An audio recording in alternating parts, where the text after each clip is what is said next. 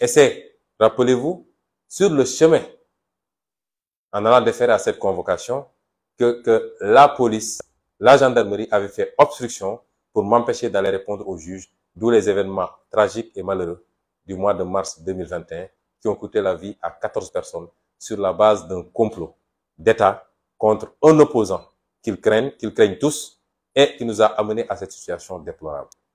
Nous y voilà aujourd'hui, après 2 ans de louvoiement presque, nous recevons cette convocation du doyen des juges. Je veux dire à tout le monde que j'irai répondre le plus simplement du monde, tranquillement. J'irai répondre et je reviendrai tranquillement chez moi passer la nuit. Parce que beaucoup de fausses informations ont été distillées, faisant penser même que je pourrais être arrêté en déférant à cette convocation. C'est fait à dessein, c'est fait sciemment pour créer la psychose ou alors la mobilisation de nos militants et en profiter pour coller toutes sortes de motifs. Trouble à l'ordre public, appel à insurrection, etc., etc. Je rassure tout le monde, s'il plaît à Dieu, demain, je dormirai tranquillement chez moi et dans les jours à venir, nous reprendrons tranquillement la tournée nationale de Nemekoutour pour aller à la rencontre des Sénégalais et préparer 2024.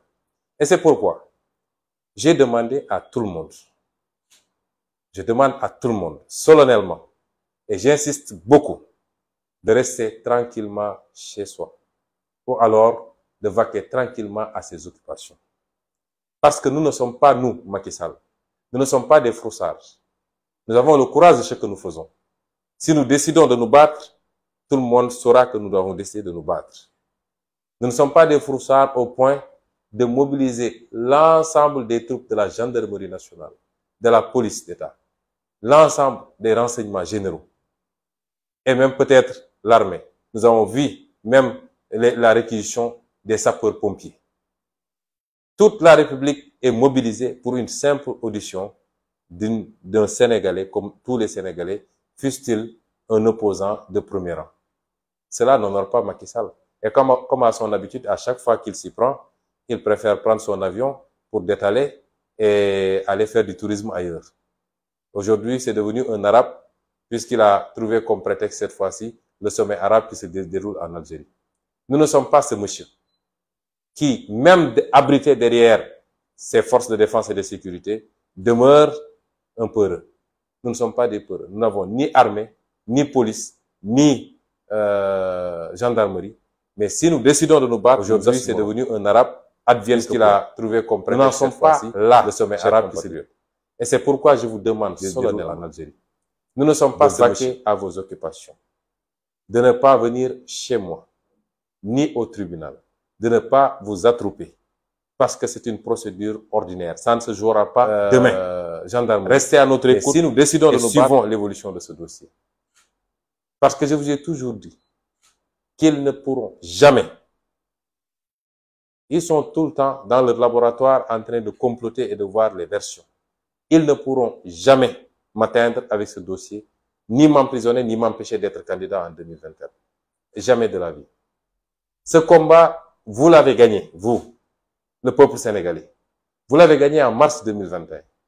Parce que c'est en mars 2021 qu'ils ont perdu ce dossier. Parce que si leur stratégie avait marché, j'aurais été arrêté dès le premier jour si je m'étais présenté à la gendarmerie. C'était les consignes du procureur Serigne Bassirou Gueye. Et lui, je reviendrai sur lui très largement quand je vais venir vous parler du dossier. Parce qu'il fait partie des comploteurs. Il avait donné des instructions pour que je sois arrêté dès que j'arrive. Il avait dit au commandant Beng, je sais qu'il va venir parce qu'il est trop fier. Il va venir. Dès qu'il vient, auditionnez-le et décernez le mandat de dépôt. Ce dossier, vous l'avez gagné quand vous avez refusé que je sois emprisonné sur la base d'un complot et que tout le pays s'est mobilisé durant cette période-là pour faire face aux comploteurs à la tête desquels se trouve Macky Sall. Nous avons gagné ce dossier-là en ce moment. À partir de ce moment, il ne restait qu'une option. C'est essayer de jeter l'opprobre. Envoyer des gens sur les plateaux pour insulter, pour dire des obscénités. C'est ça qu'il reste. Mais comme on dit dans un proverbe bien de chez nous, une bouche qui saigne ne peut pas sortir de bonnes paroles. Et c'est pourquoi je vous dis, nous n'avons pas à tomber dans le piège de Macky Sall. Ce monsieur est fini. Il lui reste 16 mois à la tête de ce pays et il partira. Mais rappelez-vous, il y a 2 ans, je vous ai parlé de sa stratégie du chaos. Puisqu'il a peur de ce qui pourrait advenir après son départ. Il sait très bien ce qu'il a fait.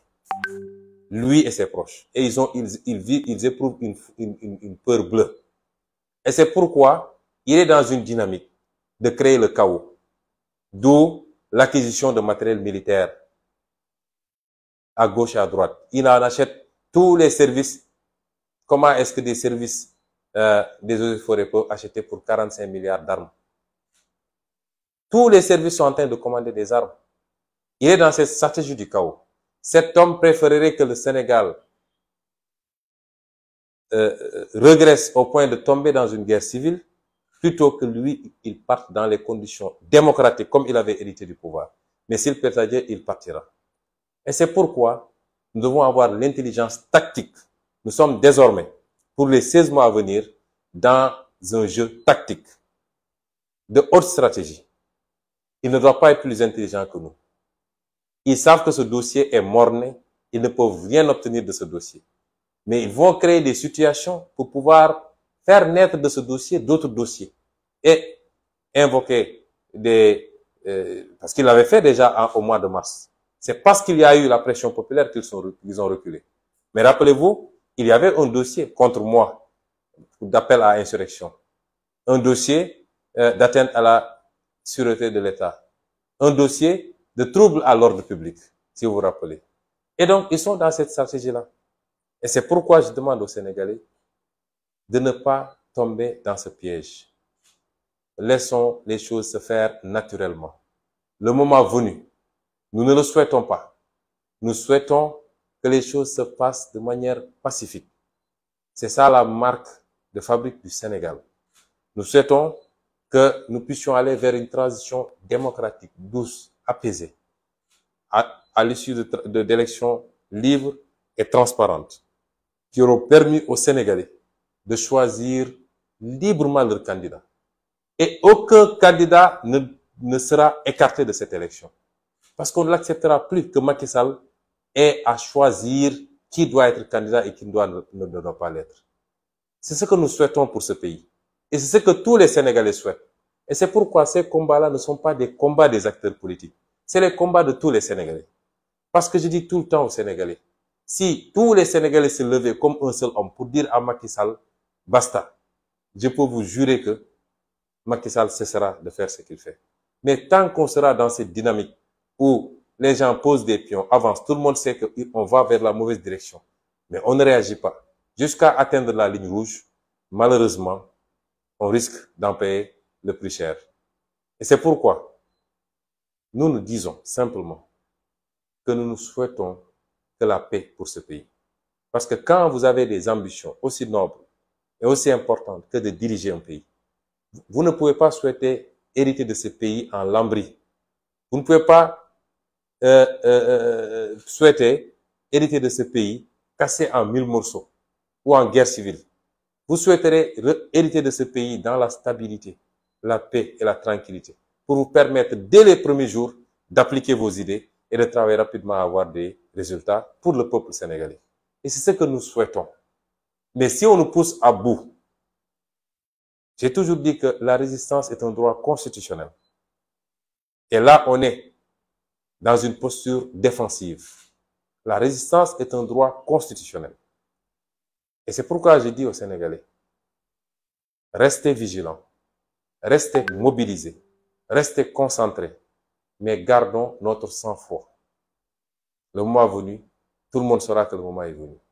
J'ai dit que de ce dossier, il ne peut rien sortir qui puisse entraver notre marche politique, qui puisse entraver ou qui puisse compromettre le projet que nous partageons en commun et qui est porté par tous les Sénégalais, qui a suscité l'espoir, qui a ressuscité même l'espoir.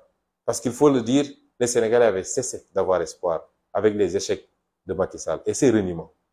Et ce projet, il est sacré, non pas par rapport à la personne d'Ousmane Sonko, mais parce que si on rate ce virage, si on rate ce tournant, Le monde étant ce qu'il est aujourd'hui, comprenez que c'est encore des décennies et des décennies de domination et de souffrance pour notre peuple. C'est une occasion unique pour nous libérer.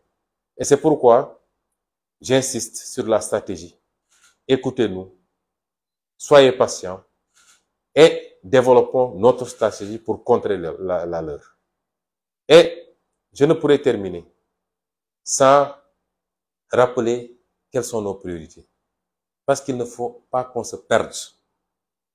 Nous avons un pouvoir très habile dans les contre-feux. À chaque fois qu'il est dos au mur, il allume des contre-feux. Et beaucoup de Sénégalais mordent à l'hameçon. Parce que j'ai l'impression que nous sommes très friands de faits divers. Partout dans le monde, les gens aujourd'hui posent les enjeux géostratégiques. L'incertitude pour l'avenir du monde. Les gens sont préoccupés. Quand vous suivez les télévisions occidentales, on vous parle du prix du gaz. On vous parle du prix de l'essence à la pompe. On vous parle de politique fiscale. On vous parle de politique agricole. On vous parle de sécurité. C'est ça les débats. Mais quand vous revenez dans nos pays, tous les débats tournent autour de personnes. Des injures, des insultes. Les gens aiment inviter des gens pour qu'ils insultent simplement. Voilà ce à quoi Macky Sall a réduit ce pays en 10 ans d'exercice du pouvoir. N'oublions pas que nos priorités, c'est les scandales du régime de Macky Sall. Et le dernier en date, c'est ces 45 milliards d'achats d'armes par le ministère de l'Environnement, qui n'en est pas habilité, et en tout cas qui n'a pas besoin de toutes ces armes-là, et commandé à un fournisseur réputé être un trafiquant d'armes recherché même chez lui. Et c'est sur le gâteau, tout ça découle de ses relations avec une certaine famille israélienne. On y reviendra plus largement. Ce pays est en danger et les Sénégalais ne le savent pas. Parce que Macky Sall, dans son obsession de rester au pouvoir, dans sa boulimie du pouvoir, mais par rapport à des pratiques malsaines, est allé faire des alliances avec le diable. Et vous ne pouvez pas savoir l'ampleur de ce phénomène. Vous ne pouvez pas savoir. Les Sénégalais devraient avoir peur de ce qui se passe. Parce qu'il y a des milieux, quand vous y mettez le pied, c'est un engrenage. Et ces gens-là ne vous lâcheront jamais plus. C'est des gens qui peuvent déstabiliser un pays, qui peuvent fomenter des mouvements, qui peuvent armer des rébellions et des mouvements insurrectionnels. C'est des gens qui peuvent fomenter des coups d'État même. Et aujourd'hui, il faut avoir peur pour notre pays. Et c'est pourquoi l'enjeu de 2024 est capital. Nos priorités aujourd'hui, c'est le coût de la vie. Mais les Sénégalais souffrent. Quand on vous dit que désormais le kilo de maïs, le kilo de mil est à 600 francs ou 700 francs même dans certaines zones. Le riz, n'en parlons pas. L'eau, l'électricité. Les gens ne se soignent pas. L'agriculture est par terre. Je viens d'une tournée dans le monde rural. Ils n'ont pas de semences. Ils n'ont pas d'engrais. Et quand ils terminent, ils ne trouvent pas de clients ou alors on leur donne des prix très faibles. Et ces gens-là souffrent dans la dignité. Quelquefois, ils ont du mal à plier les 2 repas. Voilà la situation du Sénégal. Voilà nos priorités. Nos ressources naturelles dans un contexte mondial qui est ce qu'il est. Et tous les prédateurs ont les yeux rivés aujourd'hui sur le Sénégal. Et Macky Sall en a déjà satisfait beaucoup parmi eux. Voilà nos priorités. Et voilà pourquoi l'enjeu de 2024 est un enjeu capital pour notre pays. Et n'oublions pas, n'acceptons pas qu'on nous détourne et qu'on nous divertisse.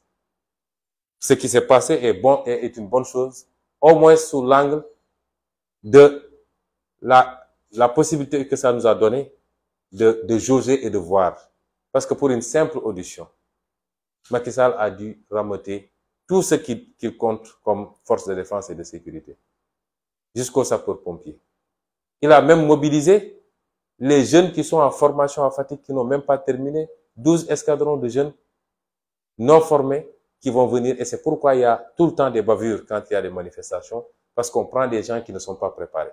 Mais ce qu'on doit retenir comme enseignement de tout ça, c'est que malgré les intimidations, il se bombe le torse. À chaque petit événement, il sort des chars à tous les coins du Sénégal pour essayer d'intimider les Sénégalais.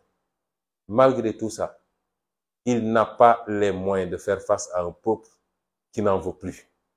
Il ne peut pas faire face à un peuple déterminé à lutter contre la tyrannie, les tentatives dictatoriales et la prévarication de ses ressources. Il n'a pas ces moyens-là. Et au moins ça aura servi à cela. Je ne terminerai pas sans remercier un certain nombre de personnes, le peuple sénégalais dans sa globalité. Parce que depuis quelques jours, vous ne pouvez pas imaginer ce que je reçois comme message, comme appel. J'ai dû même éteindre mon téléphone. Je sais que le peuple sénégalais nous porte dans son cœur. Je veux rassurer ce peuple que si on se bat, si on est prêt à donner notre vie, c'est par amour pour ce peuple. Particulièrement les jeunes qui méritent mieux que le sort qu'ils vivent actuellement. Je veux dire à ce peuple que notre combat n'est pas un combat pour être élu président de la République. Non. C'est pas un combat pour aller chercher quelque chose en termes d'avantages personnels. Non. Ce combat est un combat fondamentalement patriotique. Parce que nous sommes convaincus que nous avons les moyens de récupérer notre destin national. Nous avons les moyens de nous réapproprier notre souveraineté. Nous avons les moyens de faire beaucoup mieux et beaucoup plus pour chacun et chacune des Sénégalais et des Sénégalaises. Voilà le fondement de notre combat. Et Dieu ne triche jamais. Si le peuple est très attaché à notre personne, c'est parce que le peuple sent que notre combat est très sincère. Je voudrais remercier également la conférence des leaders de Yewwi Askan Wi, qui a été formidable. Certains ont dû suspendre leurs activités à l'étranger, Khalifa Sall, Déthié Fall, pour faire plus de 6000 km et venir aujourd'hui se mettre à notre côté, même si j'avais insisté pour leur demander de continuer leurs activités. Tous ceux qui étaient là aujourd'hui, lors de la conférence de presse, les Aïda Mbodj, les Maïmouna Bousso, Cheikh Tidiane Youm, Cheikh Tidiane Dièye, Moussa Tine, le doyen Habib Sy, mon frère Dianté, je vous remercie, le parti vous remercie, les Sénégalais vous remercient pour cette loyauté dans le compagnonnage. Les gens ne savent pas la nature des relations qui nous lient. C'est pourquoi ils peuvent épiloguer souvent pensant pouvoir créer le hiatus entre nous. Je remercierai également mon frère Barthélémy Diaz qui est revenu depuis 3 jours et qui s'est immédiatement enquéri de la situation et qui, n'eût été mon message, aurait été demain à la première heure chez moi. Je remercie le président Malick Gakou qui a pris des positions également, de même que monsieur le ministre, le professeur Mary Teuw Niane et le procureur Alioune Ndao pour leur sollicitude, pour leur solidarité manifestée, même si je n'ai pas encore la chance de connaître le procureur Alioune Ndao. Je veux dire, en tout cas, pour terminer, à tous les Sénégalais, que nous avons une occasion unique avec la mouvance. C'est pas une histoire d'homme, c'est une mouvance. Avec cette mouvance, adossée sur un projet très sérieux et une vision très claire de ce que nous voulons faire, nous avons une opportunité unique d'assurer définitivement et pour la première fois notre souveraineté. Nous n'accepterons jamais, jamais que cela soit compromis. Je vous remercie.